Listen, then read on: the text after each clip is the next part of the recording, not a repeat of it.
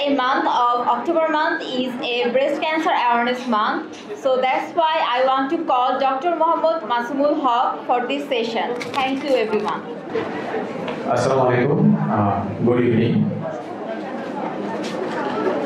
আমাকে ডক্টর শাইনুল ভাই আজকে আসলে এখানে ডেকে একটা ঝামেলায় ফেলে দিয়েছেন আসলে বিকজ অফ এই লাইভলি পাপের শোর পরে আসলে অন্য কোনো কথা শুনতে ভালো লাগার কথা না, লিটারেলি আমার নিজেরই কথা বলতে ইচ্ছে করছে না, মানুষ আসলে শুনবে কি। বাট পাপের শোটা হওয়া উচিত ছিল শোস্টপার হওয়ার মতোই আসলে পাপের শোটা ছিল। তো আমার একটা নিজের কাছে একটা কনফিডেন্স ছিল যে আমি মনে হয় খুব ভালোই কথা বলি, পাবলিকলি কথা ভালো বলি, কিন্তু আমার আসলে এখন মনে হচ্ছে যে আমার এই জায়গাটা থেকে চিন্তা করতে হবে। আমরা ইউজুয়ালি কথা বলি, সায়েন্টিফিক প্রোগ্রামে কথা বলি, কমিউনিটি অ্যাওয়ারনেসে কথা বলি, সেই জায়গাটাতে যে জিনিসটা হলে একটা একই ধরনের একটা পপুলেশন থাকে। এই জায়গাতে এই জায়গাতে ডিফারেন্ট ধরনের গ্রুপ, এখানে সিনিয়র অনকোলজিস্টরা আছেন, প্যারামেডিক সার্ভেন্টরা আছেন, একদম ছোট ছোট বাচ্চারা আছে এবং আরো অনেকেই আছে, স্টুডেন্টরা আছে, নিউট্রিশনিস্টরা আছেন, নার্সিং এর থেকে অনেক এসেছেন। সো এটা খুবই বিরক্তিকর হবে আমি যদি স্লাইড ধরে ধরে যাই। আমার একটা ভুল হয়েছে, আমি শাইনের কাছে জিজ্ঞেস করি নাই কাদের সামনে আমি কথা বলবো। সো এটা আমার একটা ভুল হয়েছে। তো আমাকে যখন বলেছে, আমি একটা প্রেজেন্টেশন দিয়ে দিয়েছি হোয়াট উই থট প্যালিয়েটিভ কেয়ারের প্রোগ্রাম আর কি হবে, খুব বোরিং একটা কথাবার্তাই হবে আসলে।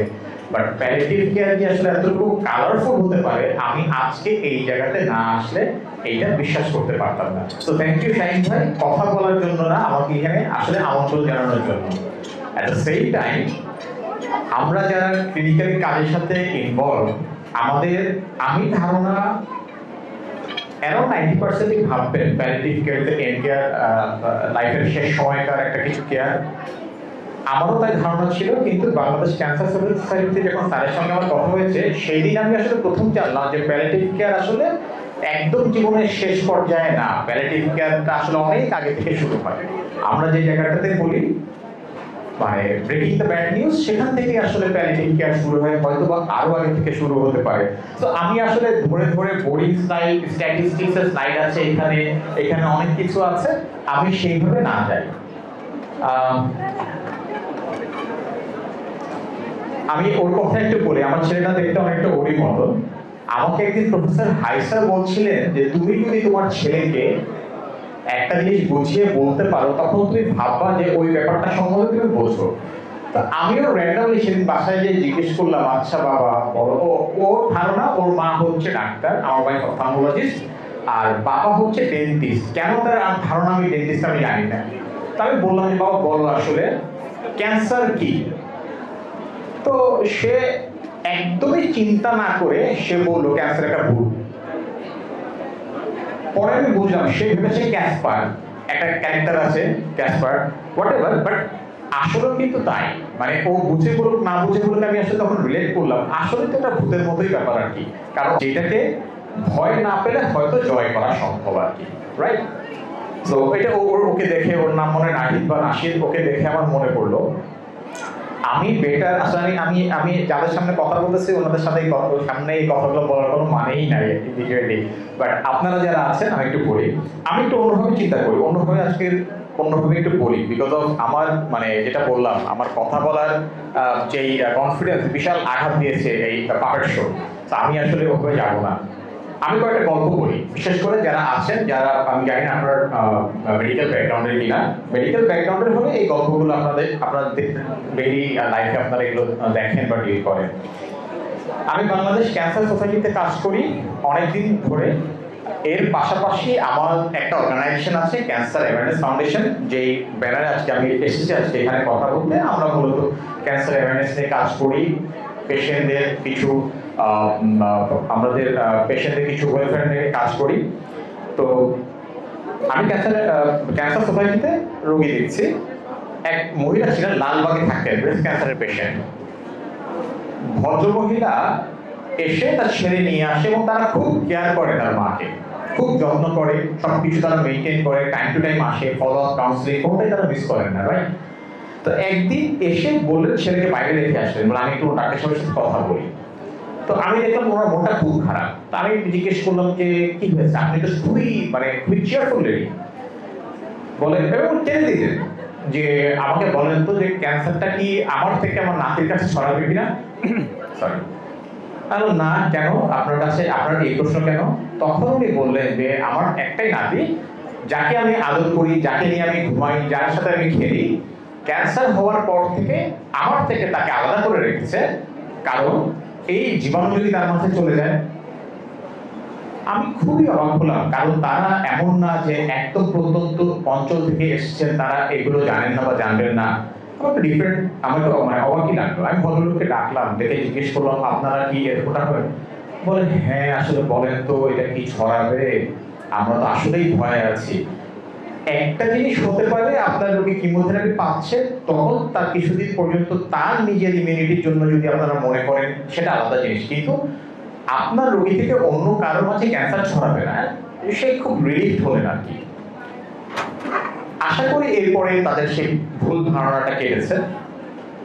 আরেকটা গল্প যদি আমি বলি, সেটা অনেকটা এরকমই। ভদ্রমহিলা ক্যান্সার সার্ভাইভার, অনেকদিন ধরে আছেন, আমি জয়েন করার আগে থেকে হাইসারের পেশেন্ট। উনি রেগুলার ফলো আপ করেন। একটা সময় এসে উনি আপসেট, এবং আমি জিজ্ঞেস করলাম যে আমি ইউজুয়ালি আমাদের যে পুরনো যত রোগী আছে আমি 1-to-1 কমিউনিকেট করি, আর চেষ্টা করি তার ফ্যামিলির কি অবস্থা, কেমন যাচ্ছে দিনকাল। মানুষের তো দিনকাল চেঞ্জ হয়, তাই না? তো খুবই আপসেট দেখছি। আর আপনার মন খারাপ কেন? আপনি ভালো আছেন, আপনার রিপোর্ট সব ভালো, আপনাকে আমরা মানে আমরা সব জায়গায় হাইলাইট করছি যে এই মানুষটা ক্যান্সার জয় করে এগিয়ে যাচ্ছে। তো এবং উনিও খুব মন খারাপ করে বললেন যে আমি আসলে কি বলবো, আমার মেয়েটার এখন বিয়ের বয়স হয়েছে, আমি প্রচুর ছেলে পাচ্ছি, কিন্তু যখনই তারা জানছেন যে মেয়ের মায়ের ব্রেস্ট ক্যান্সার ছিল, তারা এই বিয়েটা আগাচ্ছেন না। ভদ্রমহিলা যাত্রাবাড়ি থেকে এসেছিলেন। আমি ওনাকে বুঝিয়ে বললাম যে আসলে এটার সাথে সম্পর্ক, জেনেটিক্যাল সম্পর্ক আছে, দ্যাটস ভেরি খুবই অল্প এই জায়গাতে। বোঝানোর পরে অনেকদিন পরে যে বিয়ে হয়েছিল, আমি নিজেও অ্যাটেন্ড করেছিলাম সেই বিয়েতে।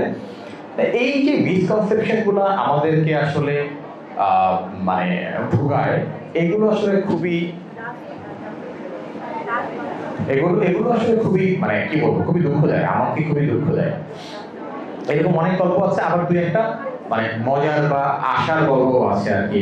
এক বেশ বয়স্ক মহিলা, আমাদের অক্টোবর মাসে বাংলাদেশ ক্যান্সার সোসাইটিতে ব্রেস্ট স্ক্রিনিংটা হয়, ফ্রি অফ কস্ট, এটা আমাদের সোসাইটিতে হয়। উনি এসেছেন ওনার নাতনিকে নিয়ে। নাতনির বয়স তখন ছিল 13 বা 14। এখন আমাকে বলছেন যে আমাকে স্ক্রিনিং এর ডক্টর আমার কাছে এসেছে যে ভাইয়া একজন আসছেন, বয়স তো 13 বছর, স্ক্রিনিং এর কোনো ক্যাটাগরির মধ্যেই পড়ে না, কিন্তু যিনি নিয়ে আসছেন তার নানি বা দাদি, উনি নাসরবান্ধা যে ওনাকে এই মেয়েকে স্ক্রিনিং না করে সে ফিরবেই না। এগুলো কিছু পজিটিভ গল্প। পরে আমি ওনাকে বুঝিয়ে বললাম যে আসলে বয়স 20 হলে ও এই কাজ করবে, এই কাজ করবে, এই কাজ করবে।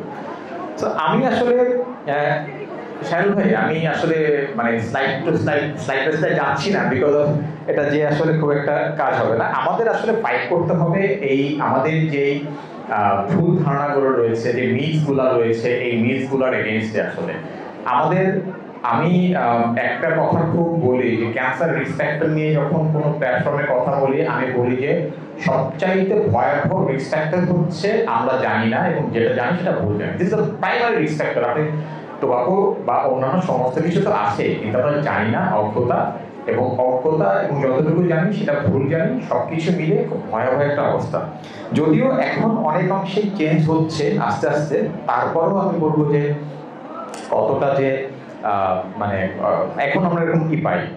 আবার আরেকটা ধারণা, যে আমি একটা ডিফারেন্ট এক্সপিরিয়েন্স বলি, ধারণা না আসলে, আমি আসলে কিছু এক্সপিরিয়েন্স শেয়ার করছি, রাদার দেন আমি বুঝতে পারছি সাইড টু সাইড যে লাভ নেই। যেহেতু এক ভদ্রমহিলা, আমরা একটা ধারণা করি কি যে ঢাকার মানুষ তারা definitely they will be aware, they have all the access of health care service, ঢাকার বাইরে না হলে মারা যায়। এক ভদ্রমহিলা আসলেন 2016-17 দিকে। ভদ্রমহিলা বাংলাদেশের একটা টপ টেলকো, অলমোস্ট টপ পজিশনে আছেন। তো তার তো আসলে হেলথ কেয়ারের কোনো এক্সেস নিতে সমস্যা হওয়ার কথা না, আমরা যেটা ভাবি যে শুধু গ্রামাঞ্চলে এই সমস্যাগুলো না। দেন আমি যেহেতু এই স্টোরি শুনতে পছন্দ করি, আমি ওনাকে জিজ্ঞেস করলাম যে আপু আপনার তো দেশ কেন, দেশের বাইরে যে ট্রিটমেন্ট নিতে কোনো প্রবলেম ছিল না, আপনি কেন ডিলে করলেন, আপনি কেন সিমটমের পর থেকে ডায়াগনোসিস হওয়া পর্যন্ত 4 মাস 4.5 মাস পর্যন্ত আপনি একদম মানে কোনো কিছুই করলেন না? আমাকে উনি বললেন যে হ্যাঁ মাসুদ ভাই, আমি প্রথমেই কিন্তু নামটা আমি ফিল করেছি, উনি জানেন ব্যাপারটা। আফটার দ্যাট আমি পাত্তা দেয়নি, অফিসের মিটিং, ট্রেনিং, খুব বড় পজিশনে বড় পোস্টে চাকরি করেন, অনেক প্রেশার থাকতে হয়, এটা সেটা। এরপরে আমি মাসখানেক দেড়েক চলে গেল, তারপরে চিন্তা করলাম যে না, একটু দেখানো উচিত। আমি আবার একটা ট্রেনিং এ যাব দেশের বাইরে, সিঙ্গাপুরে। তো ভাবলাম যাচ্ছি যখন সিঙ্গাপুরে যেই দেখাই। বললেন গুড। সিঙ্গাপুরে যখন উনি গেলেন এবং উনি প্রথম ওনার ডায়াগনোসিসটা হলোই আসলে সিঙ্গাপুরে 4 থেকে 4.5 মাস পরে, তার স্টেজ 3 আমি যতদূর মনে পড়ে। এবং সেই জায়গাটাতে উনি হয়তো সার্ভাইভ করে ফিরেছেন। ওনার যেটা, এবং সেটা ওনার আমি জিজ্ঞেস করলাম যে কত টাকার মতো খরচ হয়েছে, যদি কিছু মনে না করেন আমাকে বলেন। অ্যারাউন্ড 70 লাখ টাকা। She was blessed and privileged যে সে ওটা এফোর্ড করতে পেরেছে। এটা যদি উনি ওনার এই এফোর্ডেবিলিটি যদি না থাকতো, তাহলে তার লাইফটা কিন্তু ডিজাস্টারাস হয়ে যেত।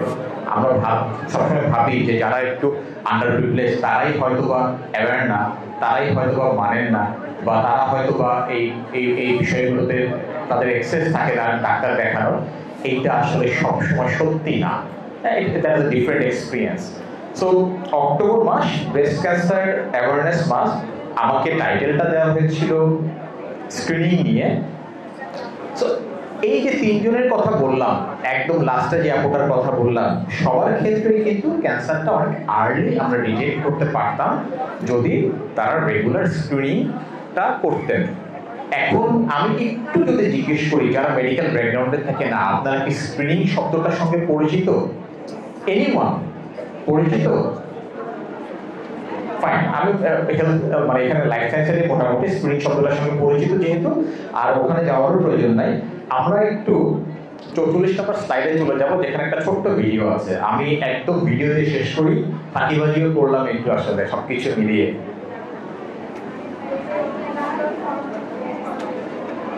আসলে ভিডিওটাতে আমি একটু দেখানোর চেষ্টা করবো যে ব্রেস্ট ক্যান্সার স্ক্রিনিংটা আসলে কিভাবে হয় বা কিভাবে করে।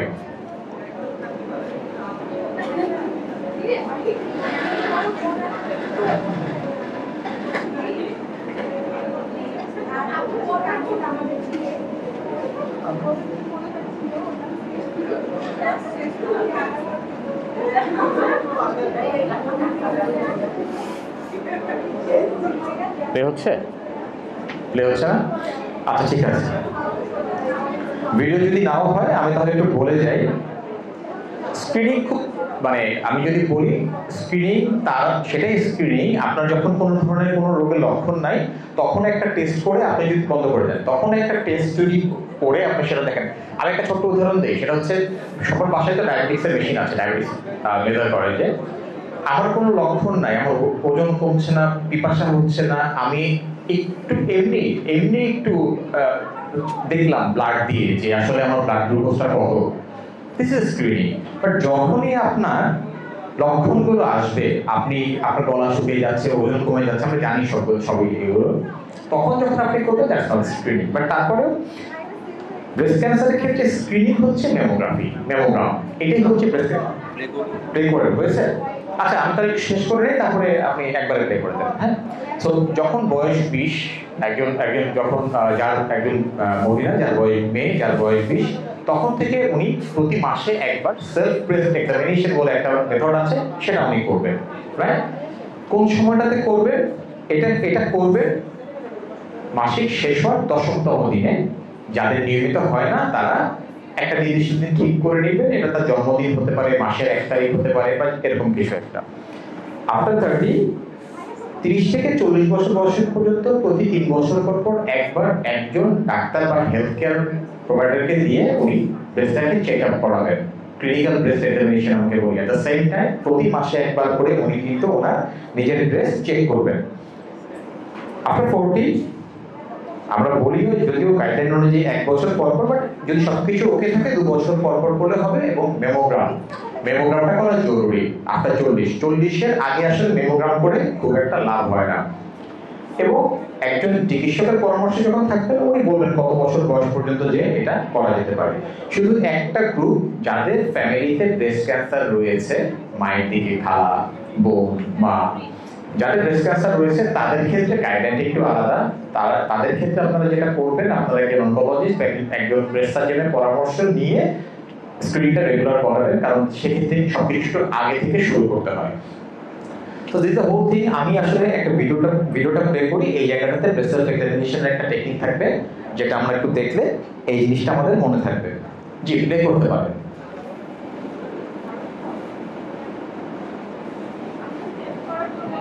অডিওর সাউন্ড আসবে না?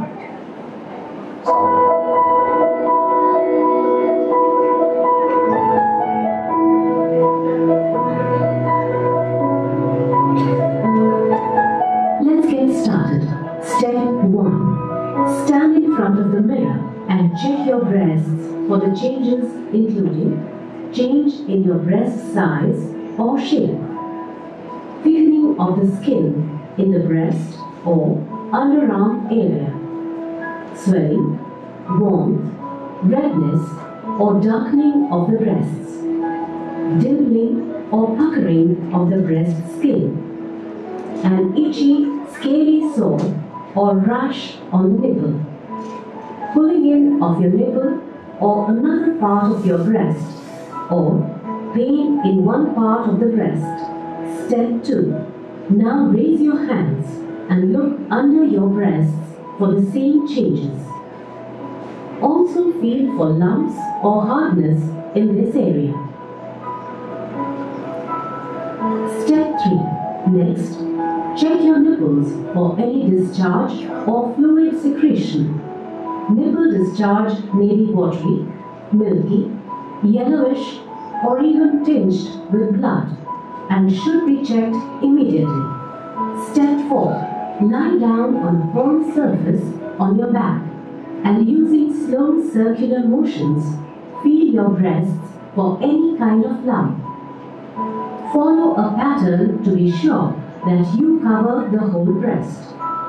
You can begin at the nipple, moving in larger and larger circles until you reach the outer edge of the breast.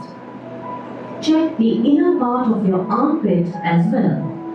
Always use opposite hands to check the breast. Step 5.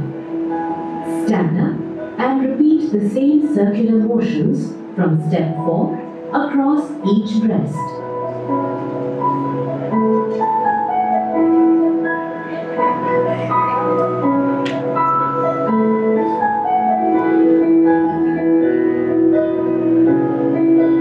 Step 6. If you detect anything suspicious in either of these steps, don't panic. Make a note of your findings and schedule an appointment with your doctor immediately. If everything seems okay, you can be at ease. But remember to conduct this examination every month. But do keep in mind that you do it after your periods are over. Those who are not menstruating can do it on an assigned date every month. Remember, cancer is not the end of the world. In most cases, women who are diagnosed with breast cancer survive and lead healthy lives, especially when detected in time. Keep your date with your gynecologist or breast cancer specialist for an annual preventive breast exam. Early detection is the key. Be informed.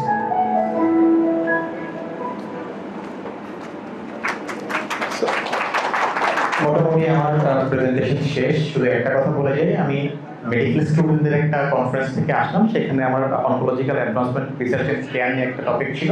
তো আমি জিজ্ঞেস করলাম যে তোমরা আসলে এই ক্যান্সারের, আমি ভ্যাকসিন নিয়ে জিজ্ঞেস করলাম, ইয়াং মেয়েরা প্রচুর ছিল, যে কতজন ভ্যাকসিন দিয়েছো সার্ভাইকাল ক্যান্সার ভ্যাকসিনেশন। সম্ভবত 250-300 স্টুডেন্ট ছিল, 6-7টার বেশি হাত উঠে নাই। তো আমি একটু জাস্ট বলতে চাই, আমরা আসলে সবই জানি, আসলে এবং আমরা কিছুই মানি না। This is the challenge. আমরা আসলে সোসাইটি চেঞ্জ করতে চাই, দেশ পরিবর্তন করতে চাই, পৃথিবী পরিবর্তন করতে চাই, নিজে পরিবর্তন হতে চাই না। আমি যদি জিজ্ঞেস করি এখানে, আমি জানি খুব কম সংখ্যক মানুষই বলবেন যে হ্যাঁ আমি এই মাসে ব্রেস্ট সেলফ এক্সামিনেশন করেছি বা গত মাসে করেছি। প্লিজ ডু ইট, এবং যে গাইডলাইন আছে সেটা মেনে চলবেন। Breast cancer can be prevented, এটা হাইলি প্রিভেন্টেবল যদি আমরা আর্লি স্ক্রিনিং এ এটা যদি ডিটেকশন করা যায়। Thank you so much.